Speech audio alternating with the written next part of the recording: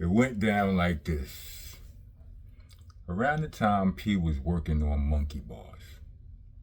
I don't know if he was even officially calling it monkey bars yet. Back when Helter Skelter was broke up, when Pete kicked me out the group. I'm joking, y'all. We were both working on our solo. You know, it's when our solo journeys was still new. And he called me. He called me one night or one day or something like that. And he's like, yo, Rock, I'm hosting this showcase in Jersey. Shalik Drayton is a homie of ours. He produced The Great Unknown on Nocturnal and all of that. And what else did he might have actually did Sean Price as well on Nocturnal, right?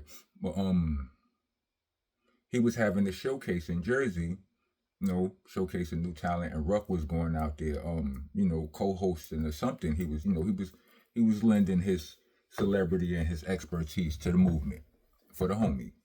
Like Shalik is from my projects. Like he's family. And so Ruck is like, yo, it's a showcase I'll be out there hosting and whatnot. They don't believe you come. I told them I was gonna bring you next week and all that. They ain't believe me and shit. You gotta come, B. Pause. Pause, protesters. Get your ass out of here. It went down like this. By the rest of y'all, welcome to the nation. I am your host, your tour guide, your president. I'm the king around here, Mr. Monster Man Rocco, or Rockness Monsta. The landlord, owner, tenant, janitor, I mops the damn floor. Leave a comment, subscribe. You know what I mean? Share. Hit the bell for notifications. Leave a super thanks if you're trying to be a tax-paying citizen of the nation. Actually, we prefer a Cash App. The Cash App tag will be down in the description, along with the Bandcamp link for all of y'all who would rather hear me rap than to hear me yap. You know what I mean? You can catch up on a lot of the rapping I've been doing, all of that. And in the comments, please spell Rocco with the C, Rock or Rocco or Rockness or whatever with the C and the K, because if you leave out the K, it annoys the president. Anyway, so back to the story. Ruck is like, yo, you gotta come through, B. Pause. I'm like, all right, no doubt. So I go through there next day, next couple of days, whatever. Join is live, is lit, you know what I'm saying? Talent doing their thing. I go in there, people are extremely happy to see me. You understand what I'm saying? The love was all love. I commenced to having a good time. I don't have to work. It's not like I got a host. I don't have to rap. I don't got to do none of that. All I got to do is go there and be Rocco. And prove to these niggas that Helter Skelter ain't broke up, right? So I'm in this spot. And in this era of my life, I did not drink responsibly. Now, there are points in the boot camp history where we would just be like, yo, none of us are drinking this year. And none of us would be, everybody would stop drinking in unison.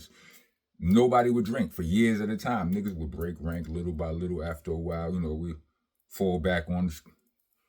But that was just how we was. So I was never a big drinker. I mean, never mind all of the cups of vodka and cranberry you may see in my hands and all of these pictures. I drink responsibly. You understand what I'm saying? Because I know that 3 of them joints, I'm already talking different. You understand what I'm saying? 4 of those joints, I'm talking different. You know what I'm saying? And so a lot of times you may see me in a club and I'm double-fisted. It's a trick. I'm babysitting these. This is so nobody passes me another drink. At this point in my life, I didn't have any of those tactics. You understand what I'm saying? None. I didn't just drink white liquor. You understand what I'm saying? I was on that Hennessy. You know what I mean? And I would mix my liquors. Yeah, it was a mess. I was out here wilding, right? But because of the fact that I'm not really a drinker, I didn't have a preference. You understand? Like I do now. But anyway, I mean, it's relevant. I'm in a spot, drinking Hennessy. I'm drinking Long Island iced teas. I'm having a good old time. You know what I'm saying? I'm flirting with the ladies. You know what I mean? Taking pictures. I'm doing all of the rap stuff, right? Smoking my face off. And at some point, I keep hearing them say this. They advertising this drink over the microphone, and it's called the mind pluck, the mind fuck, right? We're gonna call it the mind pluck right now, right? Hopefully you caught it. I'm hearing this all night. I'm like, whatever, I'm doing my thing. But at one point, I go to the bar, probably to get another Hennessy or something. And I don't know if I inquired. I might have heard the dudes mention it. The DJ mention it over the mic, or the MC, the host mention it over the mic again. Pause, and I'm like, yo, what is these mind plucks I keep hearing dudes talk about over here? And the bartender, a stone cold Helter Skelter fan, is like, oh, Rock, you haven't tried the mind pluck yet? I'm like, nah.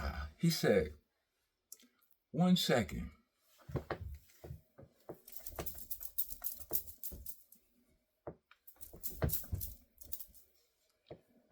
Sip this slow.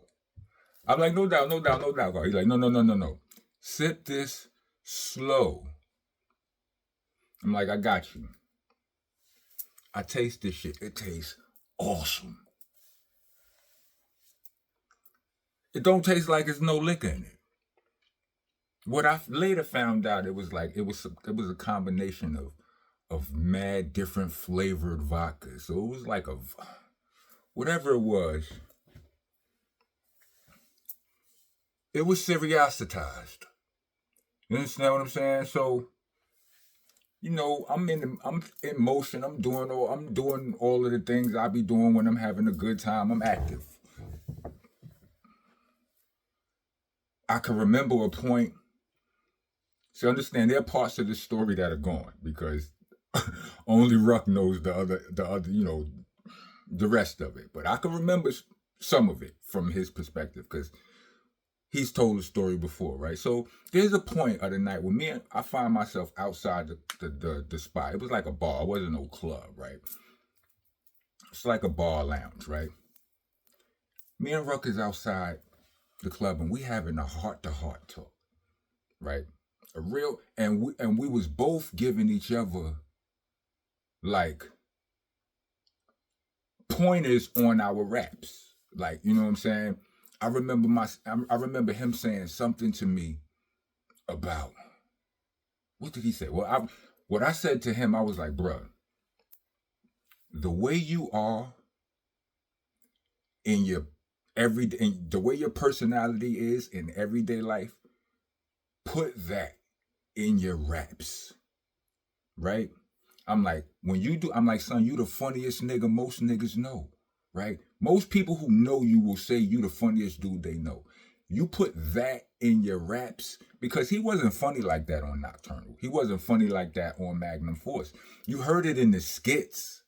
You understand what I'm saying? Like, he did the Jesus skit, you know what I'm saying? The 2 Keys skit, why, like, on the skits on the album, you could hear his, but not in his rhymes. I'm like, yo, if you incorporate who you really are in your raps, I'm like, son, ain't nobody gonna be able to touch you, pause. Not even me. Because I'm not funny like that. You understand what I'm saying? And I still can't remember what he said to me, but he said some dope shit to me. You understand what I'm saying? He did. You know what I'm saying? Something about just busting, pause, like just go. Like, you know what I'm saying? Don't take too much. Don't put too much into it. Like, you think too much. You know what I mean? He's like, you just let that shit go. He's like, for holding back, what you saving it for? Get busy, right? That type of mantra, right? So I left him in the club. I mean, I left him outside, right? You know what I mean? For whatever reason, I went back inside and I'm in there flirting with the girls or whatever, this, that, and the third. That's what I remember, right? I can remember a point where them saying the bar was closed and me yelling at the top of my lungs, I need another Hennessy. They're like, the bar's closed. I'm like, fuck that. I need another Hennessy. And because I was Rockness Monsta, they gave me another Hennessy, right? And now this is on top of Long Island iced teas, probably more than one of the mind plucks. I don't know how many I drank. I'm just saying. I think it was more than one, but it might have just been one, right? I was drinking Hennessy, Long Island iced tea, and mind plucks. Pause. Ruck said he walked inside the club. Now, I don't remember this. But P said he walked inside the spot, and I was in there rapping at the top of my lungs for like 6 Puerto Ricans, because the club was over. I mean, the event was just basically over. Everybody is leaving. Like I said, the bar was closed. I then demanded another Hennessy, and you know the crowd is thinning out. There's 6 Puerto Ricans in there. I'm in there rhyming at the top of my lungs. Ruck's word for 6 Puerto Ricans. And okay, that's fine, you know, whatever. I don't know how or why or when I stopped, but I stopped. It's time to go. So we getting ready to leave. We riding back. Pause. We're on our way. We catching a ride. Pause with the homie Shalik Drayton and his homie. I don't remember his homie name. Salute to him. His homie used to be my neighbor, but I never like. He was older than us, so I never like he used to like his wife or his child's mother used to be my neighbor on Sackman Street, right? So he used to either live there or borderline live there, but they were so much older than us. He was just a mean old man to us when we was kids, right? But you know, we adults. He's adulter. He cool. Him and Shalik, they peoples. They drive us back. Pause. Right. They drive us back to BK. But before the drive commences, we gotta go, you know, go get gas. We stop at the gas station and it hits me. Pause. Everything. All the liquor. I'm sitting in that car and I'm like, who's in the Jeep, right? I'm like, oh, this is bad. Oh, this is bad. Y'all, anybody who been, you know, as long as you running around and active, you good. Most of the times, depending on how bad you good. You sit still, problems start to occur. And this is what I'm going through right now. It's bad. I mean, bad. So, for whatever reason, I'm sitting in the back seat of the truck, and the homie opens the back door, you know, the hood or the trunk, I mean, right? But it's a Jeep. He opened that shit. He took something out of it. He went around to the side or the front of the truck or something like that. And I climbed over the back seat and gave it up, right? All over the back license plate and all of that. Just gave it all up, right?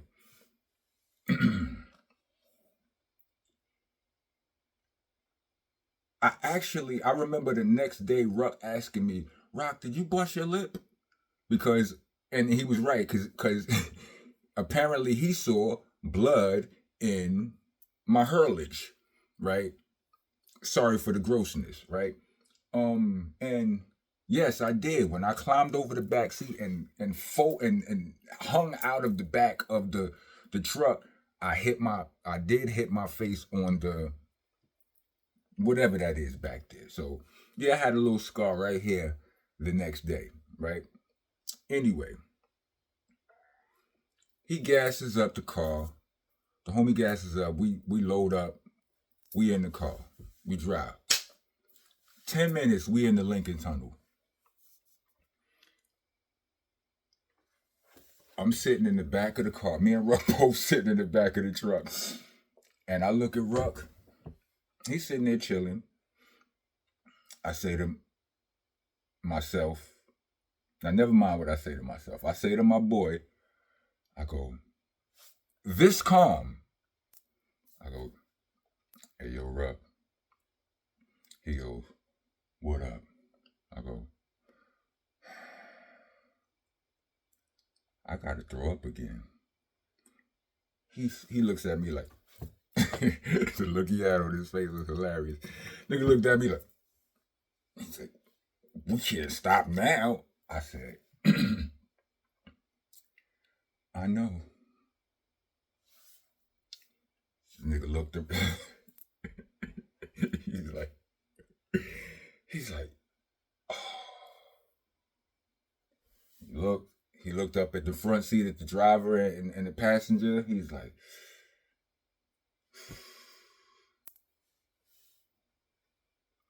the nigga took off his shirt. Nigga gave me the shirt off his back and said, throw up in this. Now, I don't know if this was a polo shirt. You know what I'm saying? If this was, I don't remember all that. But, you know, Ruck, you know what I'm saying? Ruck had some style about him. It wasn't, he wasn't wearing it if he wasn't fond of it. You know what I'm saying? I mean, he had on an undershirt, right?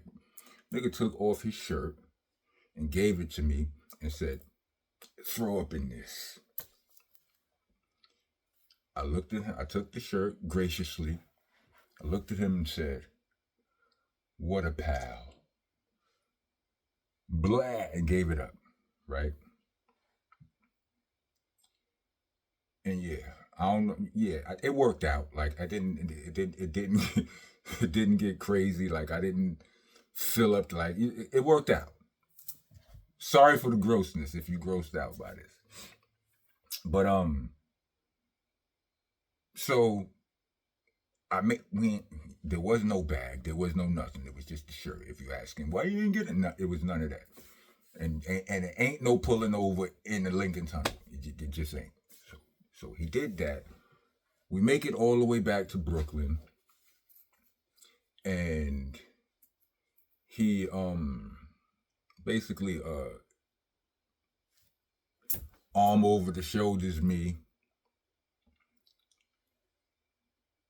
to my crib. Luckily, I didn't live in the projects at this point. You know what I'm saying? Like I lived in a house. It was first floor. I didn't have to do no. You know what I'm saying?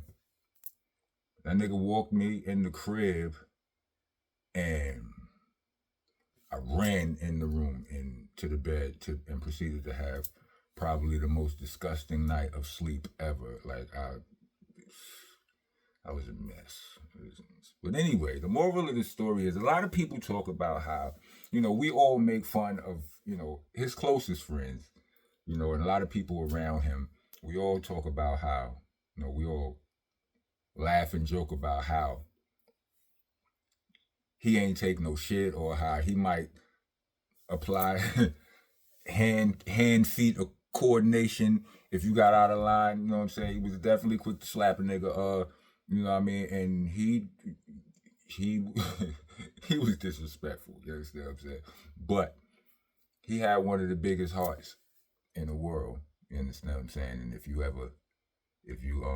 was ever blessed enough to be on that side of him, pause, then you was truly indeed blessed. And he picked me for his partner. Yeah. I'll tell y'all how on another installment of It Went Down Like This. I'll run through how that all played out.